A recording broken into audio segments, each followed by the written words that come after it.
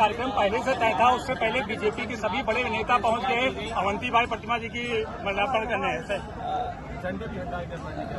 वीरांगना अवंतीबाई लोधी का सम्मान सभी को करना चाहिए और सरकार के लोगों को विशेष इसलिए करना चाहिए कि संसाधन उन्हीं पर है। पीढ़ी का समाज अपने तमाम ऐसे महापुरुषों को और उनके योगदान को अगर पहचानेगा तो समाज और एकजुटता बढ़ेगी और थोड़ा सा अभी मुख्यमंत्री जी आए थे, उन्होंने उनको रानी लक्ष्मीबाई बता दिया। काउंट किया गया तो हारे हुए प्रत्याशी 51 वोटों से जिताइए। इलेक्शन कमीशन पर समय पर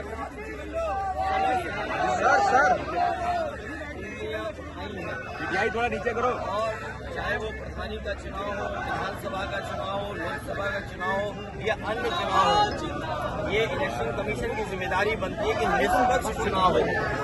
निष्पक्ष चुनाव के साथ साथ इलेक्शन कमीशन की इंस्टीट्यूशन पे लोगों को और भरोसा बढ़े। इधर जो हम लोग देखते हैं कि इलेक्शन कमीशन के जो फैसले हैं, इलेक्शन कमीशन का जो काम करने का तरीका है, उससे लोग संतुष्ट नहीं हैं। अविश्वास पैदा हुआ है। अभी हाल ही में जो वोट चोरी, वोट डकैती को लेकर के बड़े पैमाने पर देश को इंडिया गठबंधन और अन्य दल हैं, उन्होंने कोशिश की और उसका परिणाम ये हुआ कि सुप्रीम कोर्ट को भी उन बातों को मानना पड़ा जो विपक्ष कह रहा था। इलेक्शन कमीशन पे कई बार उंगली उठी है और यूपी के चुनाव में तो न जाने कितनी बार उंगली उठी है। ये तो पहला फेज था कि जहां हम अपना वोट बचा सकते हैं, अपनी वोटर लिस्ट में शामिल कर सकते हैं। ये पहला चरण है।